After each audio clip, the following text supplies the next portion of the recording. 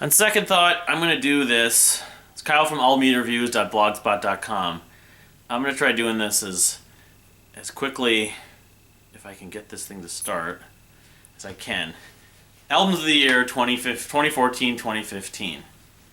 Not going to say much about these, just show them. Mean Dreams from Miracles of Modern Science. Another great record from them. I love the vocal harmonies, the acoustic elements. Pretty consistent. I mean, one or two songs I like. I think it was Jim Jams and Theme for the Magicians. Great live band too. Mew, Plus Minus, first album in whatever it's been, 6+ years. Rose is the standout track, glossy album vinyl cover, great record. This is not in exact order. Hotel the Laughing Tree, New World Sundown, their second LP, could be their last, one of the main members left, but has a lot of consistent songs like Brussels and what else did I mention? Aging Archimedes and Temple Arms. I did as a video review. You can check out more details about that, but certainly a record I enjoyed. It's called New World Sundown. The Pneumatic Transit, Pneumatic Transit, instrumental jazz rock fusion, very much in the King Crimson Mahavishnu Orchestra vein. Long time in the process of making from Jeff Zampillo, formerly of Exotic Animal Petting Zoo. Great instrumental record, probably my favorite instrumental record of 2014-2015. And the titles are a bit abstract or obtuse, but I guess I would just recommend checking out their Bandcamp or the entry. I wrote a detailed entry. I played something on the air on KFA last night called Lioness, but if you like early King Crimson and Mahavishnu Orchestra and you like jazz rock with some strings, that would be the part of the recommendation. Gatherer, Heavy Hail, second LP from the New Zealand sort of heavy experimental schizophrenic rock band, adding a little more electronic elements to it. Still a great record. I'm not sure I prefer it over their first record from a few years ago, so be it, but Heavy Hail has still got a lot of heavy moments that are to enjoy. The two singles that they release are probably the easiest to go to, High Fives and Sensational Creations, but I have a feeling that it's a record I may enjoy in the future, but even as so is a top 10, 11, 12 record from 2014-2015. We talked about Mew. Next up, Subterranean Masquerade, Great Bazaar, Bazaar, prog metal of a sort. Blanket of Longing, Tour Diary, Living the Feeling. 10 years in the making, great return to form from these guys. Really glad to see them finally back. And one of the more underrated sort of avant-garde prog metal bands. Although it's more prog metal than the whole progressive, folky death rock of their first record, Suspended Animation Dreams, but still a record I really enjoy. Let's see here. Going down the list. Timbre, Sun and Moon, 5 years in the making, double album opus.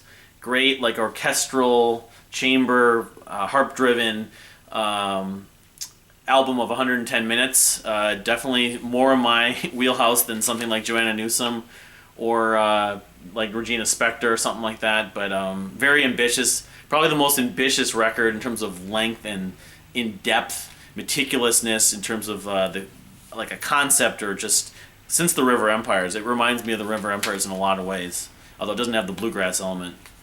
Let's see here. Going down the list. Everything. I don't have a physical copy. Everything. Get to Heaven, I believe it is. Yes. Which I love this record. Probably their best record. Sort of mathy, poppy, a lot of vocal harmonies, falsetto vocal harmonies. And like the other two Everything records, it has like just a plethora of songs to like, and it flows well. Maybe my favorite track is the opening, To the Blade, I think it is, but opening track. But as a whole, great band, maybe their best record, and consistent song to song, and a lot of energy in that record. Let's see here. Now we come to the Deer Hunter, Act 4, Rebirth and Reprise. 74-minute record. As you can see, I have the vinyl, but haven't even gotten around to listening to it or opening it. But I also have it on CD. My favorites being King of Swords, probably The Old Haunt, A Night in the Town, the 9-minute epic. But it's really very much in the series of the acts and return to that style as opposed to like the Color Spectrum and why am I blanking? Migrant, the last record, in a lot of ways. Although I think the the orchestral symphonic element, the symphony that Casey Crescenzo had been working on the last couple of years, kind of showed up a little bit here and there. And they have this orchestra called the Awesome Orchestra. So, but yeah, if you're a fan of any of the acts, or are even curious, the Deer Hunter fan, DEAR, definitely a record to check out. And it's among their best. I mean, it's not. I still think Act 2 is my favorite, but we're splitting hairs a little bit. Next, this is let's see. This would be in terms of numerical order. It'd be Foals, What Went Down. Another really good Foals album. Very good energy. A little bit like Everything. Very good consistency track to track. Some heavy moments, like on the first track, What Went Down, the title track.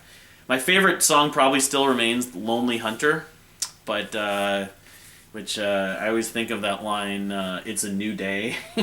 But the whole album is not with a weak track, so that's part of my reason for putting it so high. And I'm just a big Foals fan, so they can really do no wrong. All right, number 3, I believe. Yes, and then I'll do a couple honorable mentions at the end here before the number 1 record. But Van Art, The Demon Joke, the first solo record from Mike Van Art, formerly of Ocean Size. Really enjoyable record, very much similar to Ocean Size in some ways, but also kind of different in that it uses more electronics and stuff.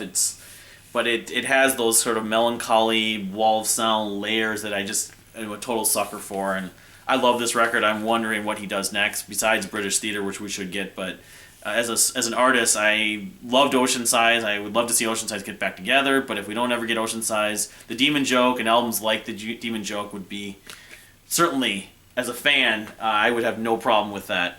All right, that was number 3. Why am I missing I don't have a copy of number 2. Number 2, I'm still waiting to buy a physical copy of Caddis Flies, Horses Galloping on Sailboats, long-awaited follow-up in the trilogy of albums. By Our Intention Will Buy You a Unicorn, Set Sail the Prairie, the landmark record from 2007. And then 8 years later, finally we got the final in the trilogy of albums.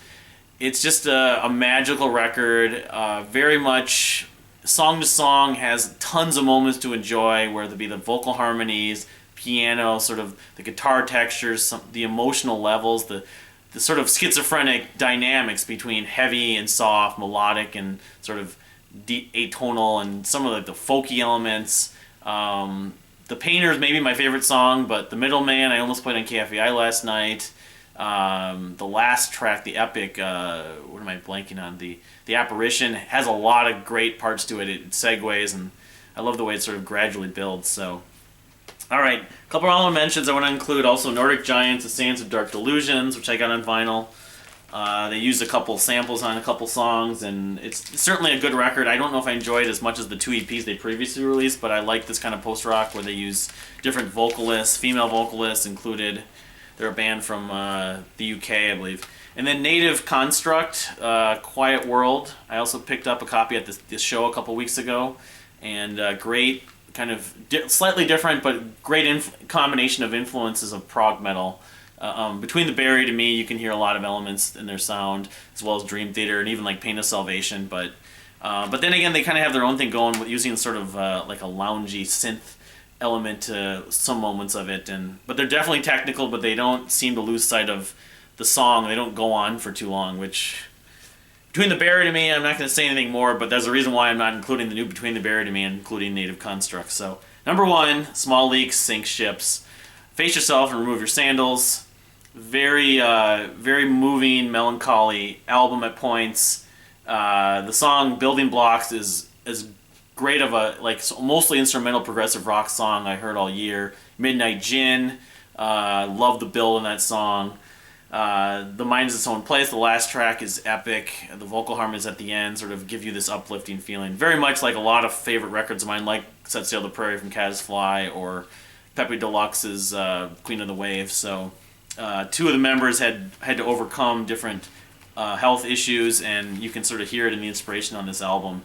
I mean, it reminds me of Phenomena and some other bands. It's sort of post-rock with use of piano and 2 different vocalists, but there's more to this band, Small Leaks Sink Ships, and I can't get enough of this record. So much get enough, but I get moved by it every time I listen to it. Small Leaks Sink Ships. So that's about it. A lot of big plans for 2015, 2016. Hopefully more videos will come. I'm already compiling and trying to like start my preview and stuff. We already have a lot of records that came out in November, December even, so all that good stuff. But hope you had a great year. I'd love to find out what your favorite records of the year were, and we'll see you next time.